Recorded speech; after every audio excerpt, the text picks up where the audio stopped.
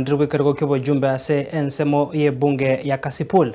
Onyara koba kugikira CHIBURABURU hecho cyane kiwa matuko abwangwega hasegati yabamenyi abanyara koba gusira magima bona abande gutigirwa chingoma hasoko ngusana na hegati yababwatani babara yabo bakuriya oboraya sobachori oboke obu bogorobeire gocyakone kiwa mweri bumutinyo iga obachori obu nigo bono bokwariganirwa maiga yo mujumbe bwenseme yo ngondo were wasiria obogima bwaye asokoraswa nabantu batamanyire ase omucho Nairobi.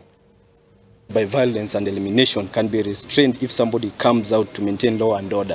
We urge the police to come out and do so if it is their work, not ours. Finally, I call upon all leaders to put the interest of our people first.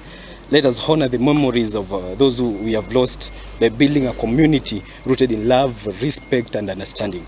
To the people of Kasipul, we are resilient people. We have faced challenges before and emerged stronger each time. Together we'll overcome this moment of sorrow and continue our journey towards a peaceful and prosperous Kasipul.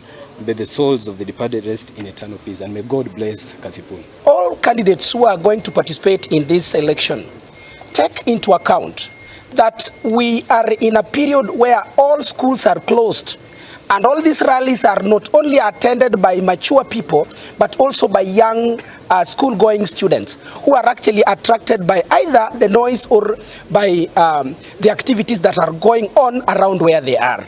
I'm pleading with all the candidates that on behalf of ODM party, kindly take note that when you go to cause mayhem in these elections, you may end up also harming young ones. We want a peaceful coexistence. Two, I want to also reiterate that as the area MCA where we have the victims, who most of them were beaten, and we also had two who succumbed to this incident, I want to send the message of condolence to my people, and I want to say that let us have peace such that we can have, at the end of everything, we shall have a candidate. And I want to say that we have a prominent